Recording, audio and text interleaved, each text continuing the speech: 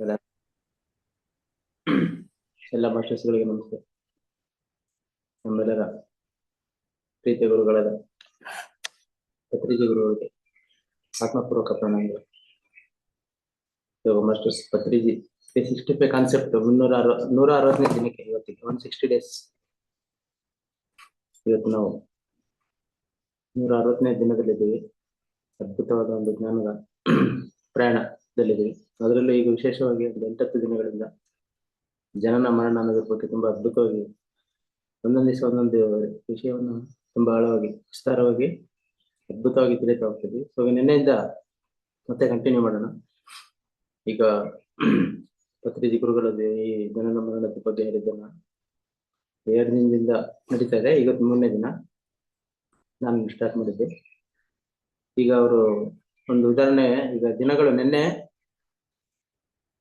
ದಿನ ಇದೆ, ಅದು ಹೋಗಿದೆ, ಕಳೆದೋಗಿದೆ. ಇವತ್ತಿದೆ, ಇವತ್ತು ಕಳೆದೋಗುತ್ತೆ, ನಾಳೆ ಬರುತ್ತೆ, ನಾಳೆನೂ ಕಳೆದೋಗುತ್ತೆ. ಸೊ ಹೀಗೆ ಈ ರೀತಿ ದಿನಗಳು ನಿನ್ನೆ ದಿನ, ಇವತ್ತಿನ ದಿನ, ನಾಳೆ ದಿನ, 3 ದಿನ ಹೇಗೆ ಕಳೆದೋಗುತ್ತೋ ಹಾಗೆ ಈ ಜೀವಿತ, ನಾವೇನು ಜನ್ಮ ತಗೊಂಡಿದ್ವಿ, ಈ ಜನ್ಮಗಳು ಸಹ ಸಹಜವಾಗಿ ಕಳೆದೋಗುತ್ತೆ. ನಾವೇನ್ ಜನ್ಮ ತಗೊಂಡಿದೀವೋ ಈ ದೇಹ ಬಿಟ್ಟು ಹೋಗುತ್ತಲ್ಲ, ಈ ದಿನಗಳು ಕಳೆದಂಗೆ ಜನ್ಮಗಳು ಕಳೆಯುತ್ತೆ, ಸಹಜವಾಗಿದೆ. ಅದೇನಷ್ಟು ವಿಶೇಷವಿಲ್ಲ. ಹಾಗೆ ನಾವು ಯಾವ ಮನೆಯಿಂದ ಹೊರಗೆ ಬಂದೆವೋ ಆ ಮನೆಗೆ ವಾಪಸ್ ಹೋಗುತ್ತೇವೆ. ಈಗ ಪ್ರತಿಯೊಬ್ಬರದು ಸ್ವಂತಾನೋ ಬಾಡಿಗೆನೋ ಒಂದು ಮನೆ ಇರುತ್ತೆ. ರಾತ್ರಿ ಮಲಗಿ ಬೆಳಗ್ಗೆ ಎದ್ದು ಎಲ್ಲ ಕೆಲಸ ಕಾರ್ಯ ಮುಗಿಸ್ಕೊಂಡು ಮನೆ ಇದ್ದಿಲ್ಲ ದಿನನಿತ್ಯ ಮತ್ತೆ ನಾವು ಮನೆಯಿಂದ ಕೆಲ್ಸಕ್ಕೆ ಹೋದಾಗ ವಾಪಸ್ ಎಲ್ಲಿಗೂ ಹೋಗೋದಿಲ್ಲ, ನಮ್ಮ ಮನೆಗೆ ಬರ್ತೀವಿ. ನಾವೆಲ್ಲೇ ಹೋಗಿದ್ರು ಫಸ್ಟ್ ನಮ್ಮ ಮನೆಗೆ ಬಂದ್ರೆ ಎಷ್ಟೊಂದು ತೃಪ್ತಿ, ನೆಮ್ಮದಿ. ಅಲ್ಲೇ ನಮ್ಗೆ ಸಂಪೂರ್ಣ ಆ ದಿನ ಎಲ್ಲ ಅಲ್ಲೇ ವಿಶ್ರಾಂತಿ, ಅಲ್ಲೇ ಎಲ್ಲ ಊಟ ತಿಂಡಿ ಮಾಡಿ ಮಲಗೋದು ನಮ್ಗೆ ಕಾಯಂ ನಿವಾಸ ನಮ್ಮ ಮನೆ ಅನ್ನೋದು. ಎಲ್ಲ ಹೊರಗಡೆ ಹೋಗಿ ಯಾವುದೇ ಬೇರೆಯವ್ರಿಗೆ ಹೋದ್ರು ಯಾವಾಗ ನಮ್ಮ ಮನೆಗೆ ಹೋಗ್ತೀವಪ್ಪ ಅಂತ ಅನಿಸ್ತಾ ಇರುತ್ತೆ. ಎಲ್ಲೂ ಸಿಗಲ್ಲ ಕಂಫರ್ಟ್ ನಮ್ಮ ಸ್ವಂತ ಮನೆ ಇದ್ದಷ್ಟು. ಎಲ್ಲ ಹೊರಗಡೆ ಎಷ್ಟೇ ವೈಭವ ಆಗಿರ್ಲಿ, ಅನುಕೂಲ ಆಗಿರ್ಲಿ, ಅದು 1-2 ದಿನಕ್ಕೆ ಅಷ್ಟೇ ಅನ್ಸ್ಬೋದು. ಬಟ್ ಯಾವಾಗ್ಲೂ ಶಾಶ್ವತವಾಗಿ ನಮ್ಮ ಮನೆ ನಮಗೆ ನೆಮ್ಮದಿ ಕೊಡೋದು ತಾಣ. ಹಾಗೆ ನಾವು ಯಾವ ಮನೆಯಿಂದ ಬಂದಿದ್ವಿ, ನಾವೆಲ್ಲ ಯಾವುದೋ ಒಂದು ಬೇರೆ ಮನೆಯಿಂದಾನೇ ಬಂದಿರೋದು, ಬೇರೆ ಲೋಕದಿಂದ. ಸೊ ಆ ಮನೆಗೆ ಅಂದ್ರೆ ಆ ಲೋಕಕ್ಕೆ, ಆ ಮನೆಗೆ ವಾಪಸ್ ಹೋಗ್ತೇವೆ ಈ ಭೂಲೋಕದಲ್ಲಿ ಪ್ರಯಾಣ ಮುಗಿಸ್ಕೊಂಡು. ಮತ್ತೆ ನಾವು ಸತ್ಯಲೋಕವಾಸಿಗಳು ಅಂತಾನೆ ಹೇಳ್ತಾರೆ ಇಲ್ಲಿ. ಸತ್ಯಲೋಕ ಅಂದ್ರೆ ಎಲ್ಲದಕ್ಕಿಂತ ಉನ್ನತವಾದ ಲೋಕ, ಅದೆಲ್ಲರಿಗೂ ಗೊತ್ತಿದೆ. ಅಲ್ಲಿಗೆ ಹೋಗ್ಬೇಕಂದ್ರೆ ಎಷ್ಟು ತುಂಬಾ ತುಂಬಾ ಉನ್ನತವಾದ ಸಾಧನೆ ಬೇಕು. ದೇವತೆಗಳಿಂದ ಮೀರಿದ ದೇವತೆಗಳು ಕೂಡ, ಎಷ್ಟೋ ದೇವತೆಗಳು ಅಲ್ಲಿ ಸತ್ಯಲೋಕದಲ್ಲಿ ವಾಸಿಸ್ತಿರೋದಿಲ್ಲ. ಭೂಲೋಕದಿಂದ ಒಂದೊಂದೇ ಹಂತವಾಗಿ ಮೇಲಿನ ಲೋಕಗಳಿದೆ. ಎಲ್ಲದಕ್ಕಿಂತ ಉನ್ನತವಾದ ಮೇಲಿನ ಲೋಕ ಸತ್ಯಲೋಕ ಅಂತೆ. ಅಲ್ಲಿಂದ ನಾವು ಬಂದಿದ್ದೇವೆ, ನಾವು ಸತ್ಯಲೋಕವಾಸಿಗಳು. ಆದ್ರಿಂದ ಮತ್ತೆ ಈಗ ವಾಪಸ್ ಅಲ್ಲಿಗೆ ಹೋಗ್ತೇವೆ. ಭೂಲೋಕ ಯಾತ್ರೆ ಮುಗಿಸ್ಕೊಂಡು ನಾವು ಮಾಡಬೇಕಾಗಿದ್ದು ಲೋಕ ಕಲ್ಯಾಣ ಕಾರ್ಯಗಳನ್ನು ಮಾಡಿ ಹೊರಡ್ಬೇಕು. ಅನೇಕಾನೇಕ ಜನ್ಮಗಳಲ್ಲಿ ಎಷ್ಟೋ ಪಾಠ ಕಲಿತಿದ್ದೇವೆ, ಎಷ್ಟೋ ಪಾಠ ಕಲಿಸಿದ್ದೇವೆ. ಈ ನೆನ್ನೆ ತಿಳ್ಕೊಂಡ್ವಿ ಎಷ್ಟೋ ಜನ್ಮಗಳು ನಾವು ಕಲಿಯಕ್ ಬರ್ತೀವಿ, ಆಮೇಲೆ ಕಲಿಸಕ್ಕೆ ಎಷ್ಟೋ ಜನ್ಮಗಳು, ಕಲಿಸೋದು ಹೇಗೆ ಅಂತ ತಿಳ್ಕೊಳ್ಳೋದು, ನಂತರ ಕಲಿಸಕ್ಕೆ. ಹೀಗೆ ನಾವು ಎಷ್ಟೆಷ್ಟೋ ಜನ್ಮಗಳಲ್ಲಿ ಕಲಿತಾ ಇದೀವಿ, ಕಲಿಸಿದ್ವಿ ಎಷ್ಟೋ ಪಾಠಗಳನ್ನ. ಮತ್ತೆ ಅಂತಿಮ ಜನ್ಮದಲ್ಲಿರೋರೇ ಪಿರಮಿಡ್ ಮಾಸ್ಟರ್ಸ್ ಅಂತ ಹೇಳ್ತಾ ಇದಾರೆ ಈಗ ನಮ್ಗೆ ಪತ್ರಿಜಿ ಗುರುಗಳು. ಕೊನೆಯ ಜನ್ಮದಲ್ಲಿದ್ದೀವಿ ಆಲ್ಮೋಸ್ಟ್ ಎಲ್ಲ ಕಡೆ ಪಿರಮಿಡ್ ಮಾಸ್ಟರ್ಗಳು. ಇದನ್ನ ಕಡತಾಳಲ್ಲಿ ಕೂಡ ಒಂದು ನಾನು ಕೇಳಿದ್ದೀನಿ, ಒಂದು ವಿಡಿಯೋ. ಪತ್ರಿಜಿಗಳು ಇದರ ಹೇಳ್ತಾರೆ ಇಲ್ಲಿ ಇದ್ದವರೆಲ್ಲರೂ, ನೀವೆಲ್ಲರೂ ಕೂಡ ಕಡೆಯ ಜನ್ಮದಲ್ಲಿದ್ದೀರಾ ಅಂತ. ಅಲ್ಲಿದ್ದವ್ರಿಗೆಲ್ಲ ಅದ್ಭುತವಾಗಿ ಅದನ್ನ ಒಂದು ಮೆಸೇಜ್ ಕೊಟ್ಟಾಗ ಅವರೆಲ್ಲರೂ ಒಂದು ಅದ್ಭುತವಾದ ಘೋಷಣೆ ಮಾಡ್ತಾರೆ, ಅಲ್ಲಿದ್ದವರೆಲ್ಲ ಸೇರಿ ಬಹಳ ಆನಂದದಿಂದ. ಹಾಗೆ ಇದನ್ನ ಮತ್ತೆ ಪುನಃ ಅದನ್ನ ನೆನಪಿಸ್ತಾ ಇದ್ದಾರೆ. ಪಿರಮಿಡ್ ಮಾಸ್ಟರ್ಸ್ಗಳೆಲ್ಲ ಅಂತಿಮ ಜನ್ಮದಲ್ಲಿ ಇರುವರು. ಅದರಿಂದ ಇದು ನಮ್ಮ ಕೊನೆಯ ಲೋಕ ಕಲ್ಯಾಣ ಕೆಲಸ ಮತ್ತೆ ಪ್ರಯಾಣ ನೋಡಿ. ಇದು ಇನ್ನ ಒಂದು ವಿಶೇಷವಾಗಿ ತಿಳ್ಕೊಂಡ್ಬೇಕಾದ್ರೆ, ಇನ್ನ ನಮ್ಗೆ ಮತ್ತೆ ಬರುವಂತದಿಲ್ಲ ವಾಪಸ್ಸು. ಈಗ ನಾವು ಮುಗಿಸ್ಕೊಂಡು ಹೋಗ್ತಿರೋದು ಇದು ನಮ್ದು ಕೊನೆಯ ಕಲ್ಯಾಣ ಕೆಲಸ, ಲೋಕ ಕಲ್ಯಾಣ ಕೆಲಸ. ಇದಕ್ಕಿಂತ ಹೆಚ್ಚಿನದು ಮಾಡುವುದು ಏನೂ ಇಲ್ಲ, ಅದನ್ನೇ ಮಾಡ್ತಾ ಇದೀವಿ ನಾವು. ನಮ್ದು ಕೊನೆಯ ಜನ್ಮ, ಕಲಿಸುವ ಜನ್ಮದಲ್ಲಿ ಕೊನೆಯ ಜನ್ಮ, ಕಲಿಸುವ ಜನ್ಮದಲ್ಲಿ ಕೊನೆಯ ಜನ್ಮ. ಇದು ಬಹಳ ಮುಖ್ಯ. ಈಗ ಕಲಿಯುವ ಜನ್ಮಗಳು ಕಲಿಸಿದನ್ನ ಹೇಗೆ ಕಲಿಸುವುದನ್ನ ಹೇಗೆ ಕಲಿಸ್ಬೇಕು ಅನ್ನೋದನ್ನ ಕಲ್ತ್ಕೊಳ್ಳೋದಕ್ಕೆ ಜನ್ಮಗಳು, ಮತ್ತೆ ಕಲಿಸುವ ಜನ್ಮಗಳು. ಹೀಗೆ ಒಂದೊಂದು ಹಂತದಲ್ಲಿ ಎಷ್ಟೆಷ್ಟೋ ಜನ್ಮಗಳಿದೆ, ಅದು ಹೇಳಕ್ಕೆ ಸಾಧ್ಯ ಇಲ್ಲ, ಎಷ್ಟು ನೂರಾರು ಜನ್ಮಗಳು ಇರ್ಬೋದು. ಈ ಅದರಲ್ಲಿ ಅಂತಿಮ ಹಂತದ ಕಲಿಸುವ ಜನ್ಮದಲ್ಲಿ ಕೊನೆಯ ಜನ್ಮ ಅಂತ ಕ್ಲಿಯರ್ ಆಗಿ ಸ್ಪಷ್ಟವಾಗಿ ಹೇಳ್ತಾ ಇದೆ.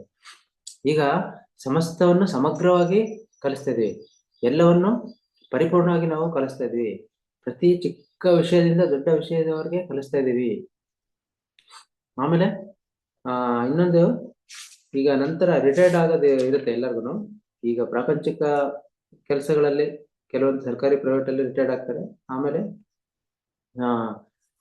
ಯಾವುದೇ ರೀತಿ ರಿಟೈರ್ಡ್ ಆಗೋದು, ಈ ಜೀವನದ ಜನ್ಮದಿಂದ ಕೂಡ ನಾವು ರಿಟೈರ್ಡ್ ಆಗ್ಲೇಬೇಕಾಗತ್ತೆ. ಅಂದ್ರೆ ದೇಹ ತ್ಯಾಗ ಮಾಡೋದಕ್ಕೆ ಹೇಳೋದು ರಿಟೈರ್ಡ್ ಅಂತ.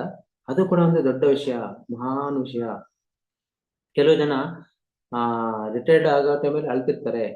ಆದ್ರೆ ನಾವು ಸಂತೋಷವಾಗಿ ವಾಲಂಟಿಯರ್ ಆಗಿ ರಿಟೈರ್ಡ್ ಆಗ್ಬೇಕು. ಅಂದ್ರೆ ಈಗ ಪಿರಮಿಡ್ ಮಾಸ್ಟರ್ಗಳು ಹೇಗೆ ಒಬ್ರು ದೇಹ ತ್ಯಾಗ ಮಾಡೋದ್ರಲ್ಲ, ಮುಖರ್ಜಿ ಬಗ್ಗೆ ಹೇಳ್ತಿದ್ದಾರೆ, ವಾಲಂಟಿಯರ್ ಆಗಿ ಅದು ಬಂದಾಗ, ಸಮಯ ಬಂದಾಗ ರಿಟೈರ್ಡ್ ಆಗೋದು ಒಂದು ರೀತಿಯಲ್ಲಿ. ವಾಲಂಟಿಯರ್ ಆಗಿ ಕೆಲವರು ಸಾಕು, ಇನ್ನ ಮುಗಿಸಿದ್ವಿ ನಮ್ಮ ಎಲ್ಲ ಕಾರ್ಯಗಳನ್ನ ಮುಗಿಸ್ಕೊಂಡು ಹೋಗೋಣ ಮೇಲೆ ನಮ್ಮ ಸ್ವಂತ ಸ್ಥಳಕ್ಕೆ, ಸ್ವಂತ ಲೋಕಕ್ಕೆ, ಸ್ವಂತ ಮನೆಗೆ ಅಂತ ವಾಲಂಟಿಯರ್ ಆಗಿ ರಿಟೈರ್ಡ್ ಆಗ್ಬೇಕಂತೆ. ಅದಕ್ಕೆ ಬಸರೀಜಿ ಗುರುಗಳಾದ ಸದಾನಂದ ಯೋಗಿಗಳು ಅವರು ಕೂಡ ಇದನ್ನೇ ಹೇಳ್ತಾ ಇರ್ತಾರೆ. ಅವರು ಒಂದು ದಿವಸ ಕರೆದು, ಸುಭಾಷ್ ಅಂತ ಕರೆದು, ನಾನು ಈಗ ಹೋಗ್ತಾ ಇದ್ದೀನಿ, ಸಮಾಧಿ ಏರ್ಪಾಡು ಮಾಡು ಅಂತ ಹೇಳ್ತಾರಂತೆ. ಅದಕ್ಕೆ ಅವರು ಬಂದ ಕೆಲಸ ಮುಗಿಸ್ಕೊಂಡ್ರು. ಅದು ಸ್ಪಷ್ಟವಾಗಿ ಅವರು ಆ ಡೇಟ್ ಹೇಳ್ತಾರೆ, 16/4/1983 ಆ ದಿನಾಂಕದಂದು ಅವ್ರು ಕರೆದು ಈ ರೀತಿ ಹೇಳ್ತಾರಂತೆ. ಆ ನಂತರ 22/5/83 ಅದು ಹೇಳಿ ಸರಿಯಾಗಿ ಒಂದು ತಿಂಗಳು 36 ದಿವಸ ಕರೆಕ್ಟಾಗಿ ಬಿಟ್ಟು 22/5/83 ಅವರು ತಮ್ಮ ಶರೀರವನ್ನು ತ್ಯಾಗ ಮಾಡಿದ್ರು. ಅವರು ಸಂತೋಷವಾಗಿ ಬಂದ್ರು, ಸಂತೋಷವಾಗಿ ಜೀವಿಸಿ ಸಂತೋಷವಾಗಿ ಹೋದ್ರು. ಸೊ ಎಲ್ಲರೂ ಬರೋದಿಲ್ಲ ಸಂತೋಷವಾಗಿನೇ. ಅಲ್ಲಿಂದ ಮೇಲೆ ಏನೋ ಒಂದು ಉತ್ಸಾಹ ಹುಮ್ಮಸ್ಸಿನಿಂದ ನಾನು ಹೊರಟಿದ್ದೀನಿ, ಟ್ರಿಪ್ ಹೋಗುವಾಗ ಮಕ್ಕಳೆಲ್ಲ ಎಷ್ಟೊಂದು ಖುಷಿಯಲ್ಲಿ ಇರ್ತಾರೆ. ದೊಡ್ಡವರಿಗಿಂತ ಚಿಕ್ಕ ಮಕ್ಕಳು ಯಾವಾಗಲೂ ಟೂರ್ ಹೋಗೋದಂದ್ರೆ ಬಹಳ ಖುಷಿ. ಎಲ್ಲ ರೆಡಿಯಾಗಿ ಬಟ್ಟೆ ಇಟ್ಕೊಂಡು ದಿನ ಎದ್ದೇಳೋದಿಲ್ಲ, ಅವತ್ತು ಮಾತ್ರ ಬೇಗ ಬೇಗ ಎದ್ದು ರೆಡಿಯಾಗಿ ಒಂಥರ ಉತ್ಸಾಹದಿಂದ ಹೋಗ್ತಾರೆ. ಎಲ್ಲರೂ ಕೂಡ ಅಲ್ಲಿ ಹೊರಗಡೆ ಹೋದಾಗ ನಾವು ಆನಂದ ಖುಷಿಯಿಂದ ಉತ್ಸಾಹದಿಂದ ಹೊರಡ್ತೀವಿ ಸಂತೋಷವಾಗಿ. ಅದೇ ರೀತಿ ಸಂತೋಷವಾಗಿ ಜೀವಿಸಿ ಮತ್ತೆ ವಾಪಸ್ ಹೋಗುವಾಗಲೂ ಸಂತೋಷವಾಗಿ ಹೋಗ್ತಾರೆ. ಹಾಗೆ ನಮ್ಮ ಪ್ರಣಾಳಿಕೆ ಪ್ರಕಾರ ಅವರು ಸದಾನಂದ ಯೋಗಿಗಳು ಸಂತೋಷವಾಗಿ ಜೀವಿಸಿ ಸಂತೋಷವಾಗಿ ಹೋದ್ರು. ಪ್ರತಿಯೊಬ್ಬರಿಗೂ ಎಲ್ಲ ರೀತಿಯ ಆಪ್ಷನ್ಸ್ ಇರುತ್ತೆ, ಆಯ್ಕೆಗಳಿರುತ್ತೆ.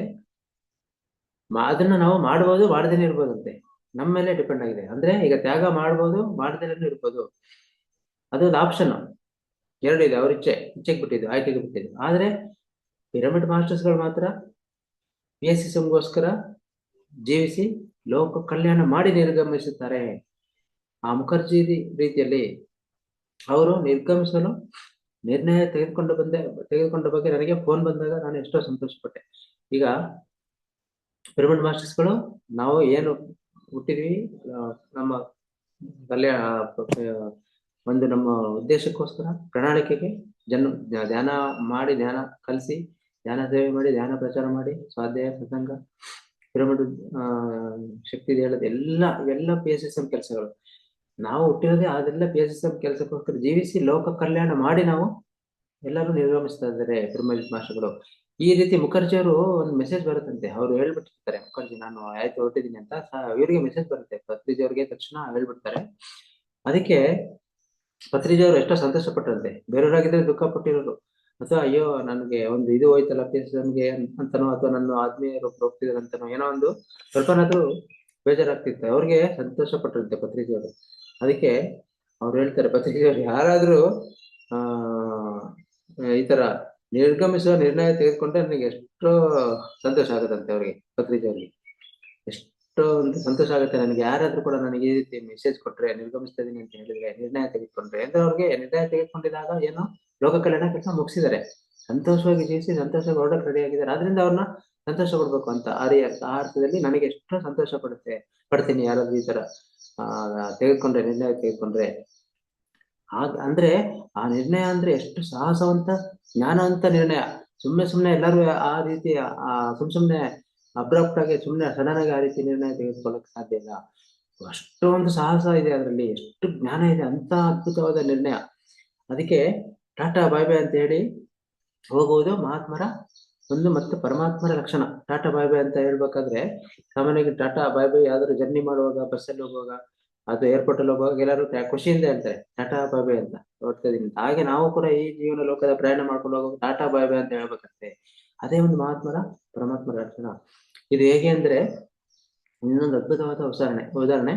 ಈಗ ಏನ್ ಕೊಟ್ರು ಮನುಷ್ಯ ಏನೂ ಬೇಡ ಅಂತ ಹೇಳಲ್ಲ, ಎಷ್ಟು ಕೊಟ್ರು ಸಾಲಲ್ಲ, ಬೇಕು ಬೇಕು ಬೇಕು ಅಂತದ. ಆದ್ರೆ ಕೇವಲ ಒಬ್ಬ ಚೆನ್ನಾಗಿ ಹಸ್ವಾದ ಒಂದು ಊಟ ಕೊಟ್ರೆ, ಅವ್ನು ಹೊಟ್ಟೆ ತುಂಬಿದ್ಮೇಲೆ ಅದ್ಯಾರು ಎಷ್ಟೇ ತಿಂದಿರ್ಲಿ ಅವನು, ಎಂತದೇ ಅಮೃತವನ್ನ ತಗೊಂಡೋಗಿ ಕೊಡಿ, ಪಂಚಭಕ್ಷಾನ್ಯಗಳು ತಗೊಂಡೋಗಿ ಕೊಟ್ರೆ ಅವ್ರು ಯಾರು ತಿನ್ನಕ್ ಸಾಧ್ಯನೇ ಇಲ್ಲ. ಯಾರು ಒಂದು ತುತ್ತು ತಿನ್ನಕ್ಕಲ್ಲ, ತಿಂದ್ರೆ ವಾಮಿಟ್ ಆಗೋಗುತ್ತೆ ಅಷ್ಟೇನೆ. ಅದಕ್ಕೆ ಹಸು ಆದಾಗ ಕೊಟ್ಟವ್ರಿಗೆ ಊಟ ಮಾತ್ರ ಅವ್ನು ಬೇಡ ಅಂತ ಹೇಳ್ತಾರೆ, ಬಿಟ್ರೆ ಯಾರು ಏನು ಮನುಷ್ಯ ಬೇಡ ಅನ್ನಲ್ಲ. ಹಂಗೆ ಒಬ್ಬ ಹಸುವಾಗಿದೆ, ಅವ್ರ ಮುಂದೆ ಒಂದು ಊಟ ಇಟ್ಟಿದ್ದಾರೆ.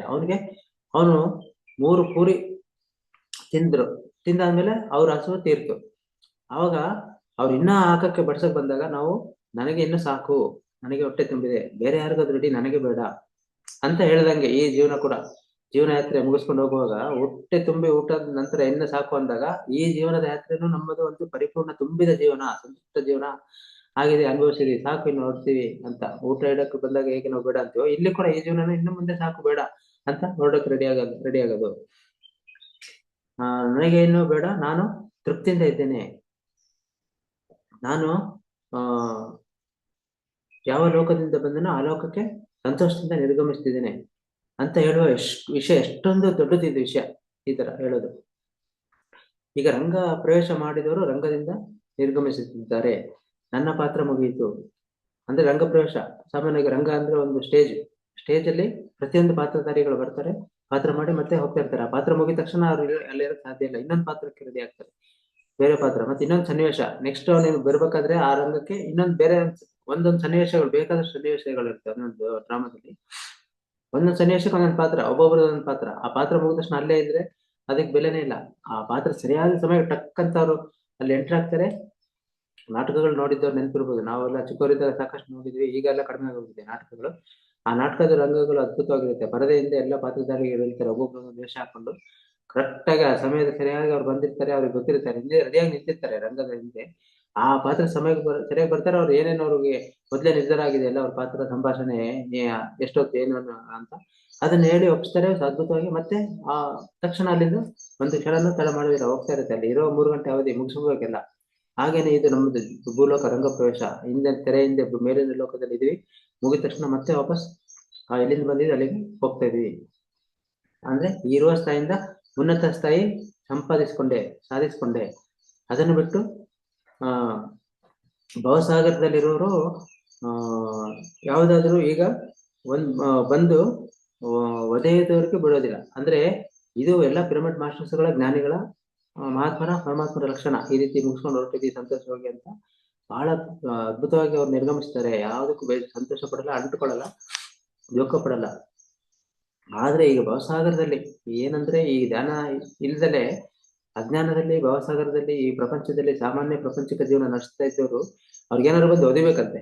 ಅಂದ್ರೆ ಇಲ್ಲಿಂದ ಹೋಗುವಂತ ಒದ್ದು ನೂಕದಂಗೆ, ಅಂದ್ರೆ ಯಾವುದೋ ಒಂದು ಕಾಯಿಲೆನೋ ಅಪಘಾತನೋ ಏನೋ ಒಂದು ಕಾರಣದಿಂದ ಅವರು ಯಾವುದೋ ಒಂದು ಕಾರಣದಿಂದ ಅವರು ನಿರ್ಗಮಿಸ್ತಾರೆ. ಅದು ಬರೋವರೆಗೂ ಅವರು ಹೋಗೋದಿಲ್ಲ, ಇಲ್ಲೇ ಇರ್ತಾರೆ.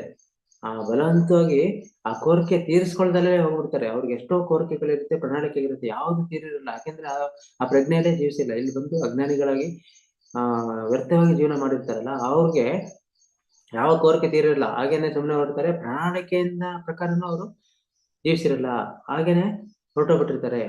ಸೊ ಅಂಥವ್ರೆಲ್ಲ ಮತ್ತೆ ಹುಟ್ಲೇಬೇಕು. ಯಾಕೆಂದ್ರೆ ಇಲ್ಲಿಂದ ಹೋದ ತಕ್ಷಣನೇ ಮತ್ತೆ ಅಲ್ಲಿ ಜ್ಞಾನ ಆಗುತ್ತೆ ಆತ್ಮಕ್ಕೆ. ಇಲ್ಲಿಂದ ಬಿಟ್ಟು ಬೇರೆ ಮತ್ತೆ ಉನ್ನತ ಲೋಕಕ್ಕಂತೂ ಹೋಗಿರಲ್ಲ, ಸಾಧನೆ ಆ ರೀತಿ ಮಾಡಿರಲ್ಲ.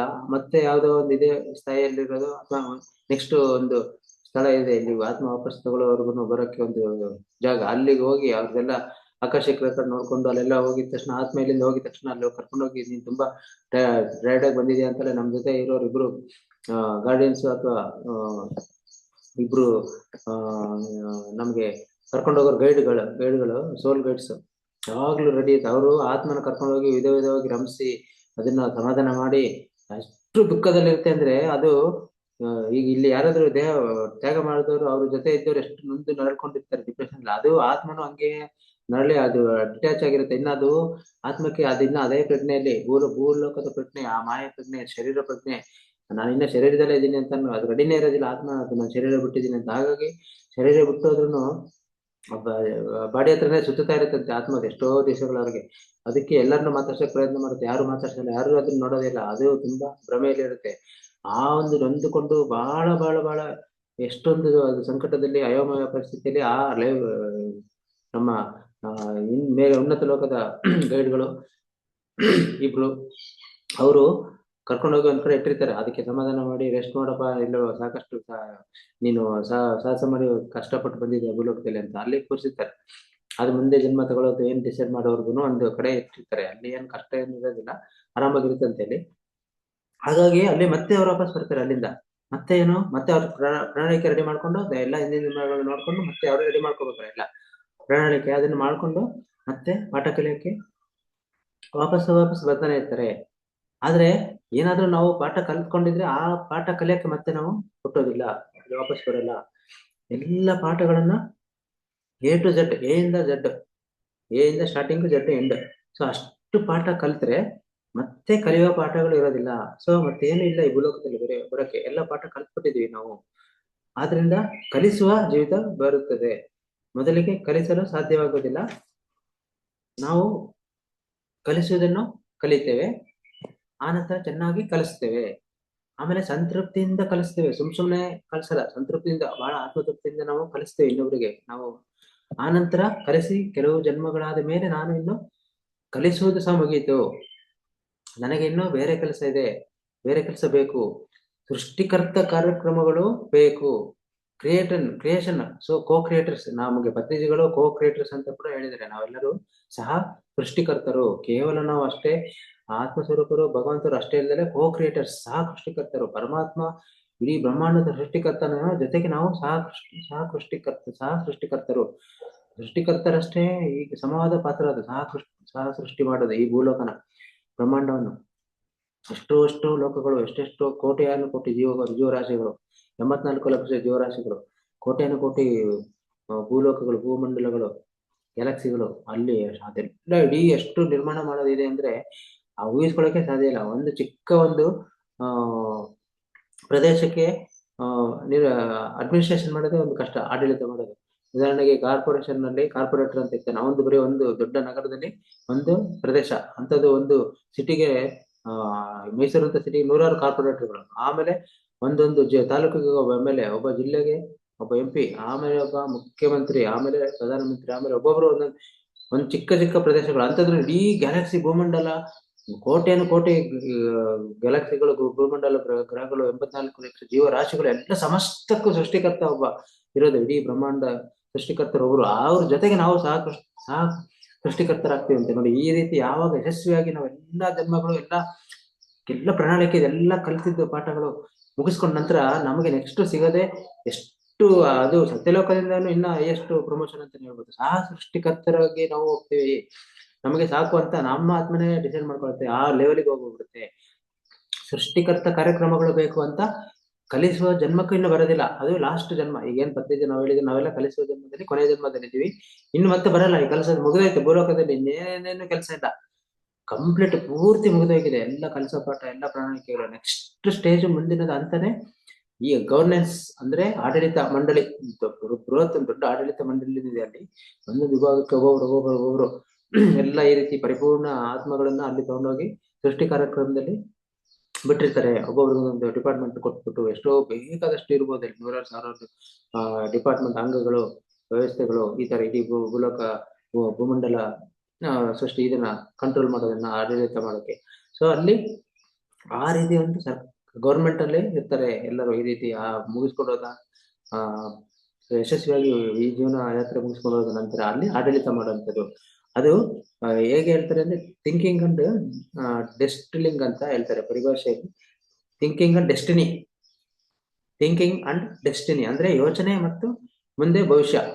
ಯೋಚನೆ ಮಾಡೋದು, ಥಿಂಕಿಂಗ್ ಮಾಡೋದು, ಎಲ್ಲ ಯಾರ್ಯಾರು ಏನೇನು ಮಾಡ್ಬೇಕು, ಹೇಗೆ ಮಾಡ್ಬೇಕು ಅಂತ. ಡೆಸ್ಟಿನಿ ಅವ್ರವರ ಇದನ್ನ ನಿರ್ಣಯಿಸೋದು, ಮುಂದಿನ ಭವಿಷ್ಯಗಳನ್ನ, ಮುಂದಿನ ಎಲ್ಲ ಆತ್ಮಗಳನ್ನ ಬೇರೆ ಬೇರೆ ಭೂಲೋಕದಲ್ಲಿ ಕಳಿಸೋದು.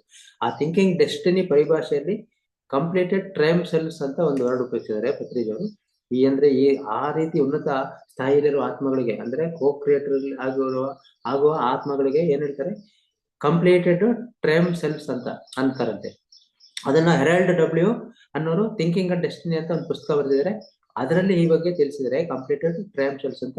ಸಾಧ್ಯವಾದ್ರೆ ನೋಡ್ಬೇಕು, ನಾನು ಇದ್ರ ಬಗ್ಗೆ ನೋಡಿಲ್ಲ. Thinking and destiny Harold W ಇವರು ಬರೆದಿರೋ ಪುಸ್ತಕ. ಸೊ ಅದರಲ್ಲಿ ಎಲ್ಲ ಈ ಬಗ್ಗೆ ಹೇಳಿದಾರಂತೆ. ಯೂನಿವರ್ಸಲ್ ಅಡ್ಮಿನಿಸ್ಟ್ರೇಷನ್, ಯೂನಿವರ್ಸ್ ಅಡ್ಮಿನಿಸ್ಟ್ರೇಷನ್ ಅಲ್ಲಿ ಬ್ರಹ್ಮಾಂಡದ ಒಂದು ಆಡಳಿತದಲ್ಲಿ ಇದ್ದುಕೊಂಡು ಯಾರು ಯಾವ ಜನ್ಮ ತೆಗೆದುಕೊಳ್ಬೇಕಂತ ನಿರ್ಣಯಿಸೋದು. ಮುಂದೆ ನಾವು ಅಲ್ಲಿ ಹೋಗಿ ಈ ಆತ್ಮಗಳೆಲ್ಲ ಮುಗಿಸ್ಕೊಂಡು ನಮ್ಮ ಕೆಲಸ ಬೇರೆಯವರು ಯಾರ್ಯಾರು ಯಾವ ಜನ್ಮ ತೆಗೋಬೇಕು ಅಂತ ನಿರ್ಣಯಿಸೋದು. ಎಂತ ಅದ್ಭುತವಾದ ಒಂದು ರೋಲ್, ಎಂತ ಮಹತ್ವದ ಜವಾಬ್ದಾರಿ ನೋಡಿ. ಯಾವ ಲೋಕದಲ್ಲಿ ಯಾವ ಸಂಪತ್ತು ಅಂದ್ರೆ ಎಲ್ಲೆಲ್ಲಿ ವೃಕ್ಷ ಸಾಮ್ರಾಜ್ಯ, ಜಂತು ಸಾಮ್ರಾಜ್ಯ ಇರಬೇಕು ಅಂತ ಕೂಡ ನೋಡ್ಕೊಳ್ತಾರೆ. ಅದೆಲ್ಲ ಒಂದೊಂದು ವ್ಯವಸ್ಥೆ ಇದೆ, ಅಲ್ಲಿ ನೋಡ್ಕೊಳ್ತಾರೆ. ಆ ಒಂದು ವ್ಯವಸ್ಥೆಗೆ ಸೇರ್ಕೊಳ್ತಾರೆ ಎಲ್ಲರೂ ಆಡಳಿತಕ್ಕೆ. ಪಿರಮಿಡ್ ಮಾಸ್ಟರ್ಸ್ ಈ ಲೋಕದಲ್ಲಿ ಈ ಜನ್ಮ ಮುಗಿದ ನಂತರ ಆ ಗೌರ್ಮೆಂಟ್ ಆಫ್ ವರ್ಲ್ಡ್ ಅಲ್ಲಿ ಅಂದ್ರೆ ಎಲ್ಲಾ ಲೋಕಗಳ ಆಡಳಿತ ಮಂಡಳಿಗೆ ಸೇರುತ್ತಾರೆ.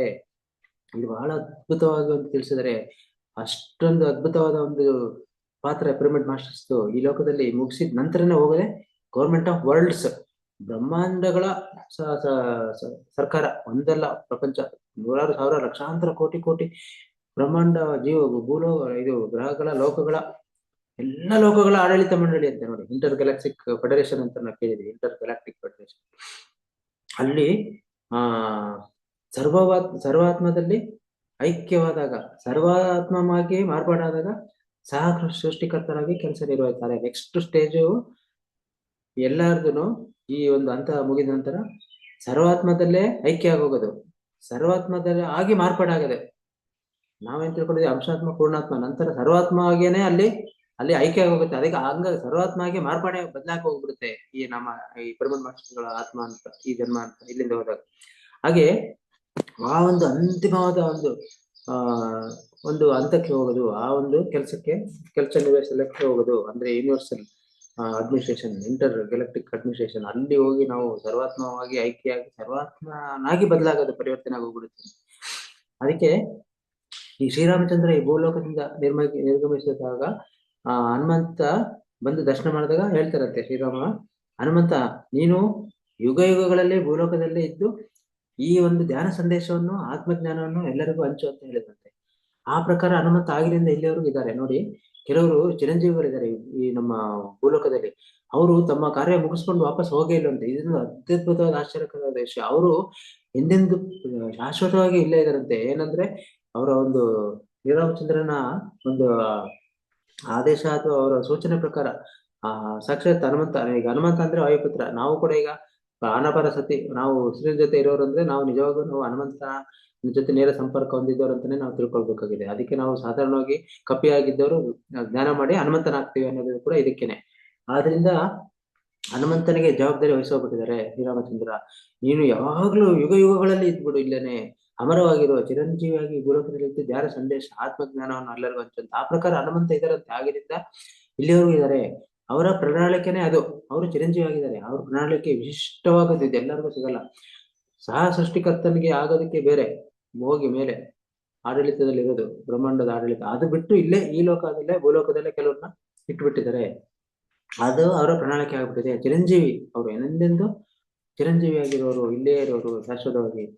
ದೇಹ ರೂಪದಲ್ಲಿ ಅಲ್ಲೇ ಇದ್ರು ಕೂಡ ಅವರು ಸೂಕ್ಷ್ಮ ರೂಪದಲ್ಲಿ ಇದ್ದು ದೇಹ ರೂಪನೂ ತೆಗೆದುಕೊಳ್ತಾರೆ, ಸೂಕ್ಷ್ಮ ರೂಪದಲ್ಲಿ ಇರ್ತಾರೆ. ಅಂತವ್ರು ಕೆಲವರು ಹನುಮಂತ, ವಿಭೀಷಣ, ಪರಶುರಾಮ, ಅಶ್ವತ್ಥಾಮ, ಹೀಗೆ ಕೆಲವರು.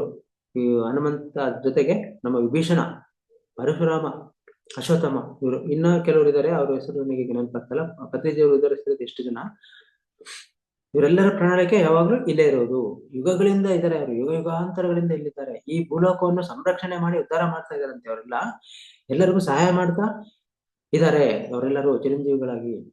ಅದಕ್ಕೆ ಎಲ್ಲ ಪ್ರಣಾಳಿಕೆಗಳು ಉತ್ತಮವಾಗಿದೆ, ಎಲ್ಲಾನು ಅದ್ಭುತವಾಗಿದೆ. ಯಾವುದೋ ಕಡಿಮೆ ಅಂತ ನಿಕೃಷ್ಟ ಅಥವಾ ಕಡಿಮೆ ಅಂತ ಅಲ್ಲ, ಕಳಪೆ ಅಲ್ಲ, ಎಲ್ಲ ಉತ್ತಮವಾಗಿದೆ, ಅದ್ಭುತವಾಗಿದೆ. ಯಾವುದು ಹೆಚ್ಚು ಕಡಿಮೆ ಇಲ್ಲ. ಆಯಾ ಆತ್ಮಗಳ ಜನನ ಉದ್ದೇಶ ಸಾಧನೆ ಹಂತಗಳ ಅನುಗುಣವಾಗಿ ಅವರವರ ಪ್ರಣಾಳಿಕೆಗಳು ಉತ್ತಮವಾಗಿದೆ, ಯಾವುದು ಕಡಿಮೆ ಮೇಲೆ. ಹೇಗೆ ಅಂದ್ರೆ ಈಗ ನಮ್ಮ ದೇಹದ ಭಾಗಗಳಲ್ಲಿ ಈಗ ಒಂದು ಉದಾಹರಣೆ ಕಣ್ಣು, ಅದರಲ್ಲಿ ಕಿವಿ, ಬಾಯಿ, ಬೇರೆ ಬೇರೆ ಅಂಗಗಳಿದೆ. ಅದರಲ್ಲಿ ನೀವು ಕಣ್ಣು ಉತ್ತಮನ, ಕಿವಿ ಉತ್ತಮನ, ಬಾಯಿ ಉತ್ತಮನ, ಮೂಗು ಉತ್ತಮ ಅಂದ್ರೆ ಯಾವ್ದು ಅಂತ ಹೇಳಕ್ಕಾಗುತ್ತೆ? ಪ್ರತಿಯೊಂದು ಅದರದ್ದು ರೋಲ್ ಅಲ್ಲಿ ಅದೇ ಉತ್ತಮ. ಕಣ್ಣು ಇಲ್ದಿದ್ರು ಇರೋಕ್ಕಾಗಲ್ಲ, ಕಿವಿ ಇಲ್ಲದ್ರೆ ಸಾಧ್ಯ ಇಲ್ಲ, ಮೂಗು ಇಲ್ಲದ್ರೆ, ಬಾಯಿ ಇಲ್ಲದ್ರೆ ಆ ಒಂದು ಪ್ರತಿಯೊಂದು ಅಂಗಾಂಗಗಳು ಎಷ್ಟೆಷ್ಟು ಅದ್ಭುತವಾದ ಒಂದು ಕಾರ್ಯ ಇದೆ. ಅವೆಲ್ಲವನ್ನು ಅವರು ಅದೇ ಆದ ಅವ್ರಗಳೇ ಅವುಗಳದೇ ಆದ ಉತ್ತಮವಾದ ರೀತಿಯಲ್ಲಿ ಅವುಗಳು ಕೆಲಸ ಮಾಡೋದ್ರಿಂದ ಎಲ್ಲವೂ ಉತ್ತಮವಾಗಿದೆ. ಆದ್ರಿಂದ ಪ್ರತಿ ಜನ್ಮನೂ ಉತ್ತಮನೇ, ಇಲ್ಲಿ ಯಾವುದು ಜನ್ಮನು ಕೀಳಲ್ಲ, ಕಡಿಮೆ ಅಲ್ಲ. ಪ್ರತಿಯೊಂದು ಜನ್ಮನು ಅದಕ್ಕೆ ಉತ್ತಮವಾಗಿದೆ, ಉನ್ನತವಾಗಿದೆ, ಮಹಾನ್ ಆಗಿದ್ದು. ಅದಕ್ಕೆ ರಿಚರ್ಡ್ ಬಾಕ್ ಅಂತ ಅವರು ಒಂದು ಮಾತು ಹೇಳಿದ್ದಾರೆ, ಏನಂದ್ರೆ ನಾವು ಇನ್ನೂ ಬದುಕಿದೀವಿ ಅಂದ್ರೆ ನಮ್ಮ ಕಾರ್ಯ ಇನ್ನೂ ಪೂರ್ಣವಾಗಿಲ್ಲ ಅಂತ ಅರ್ಥ.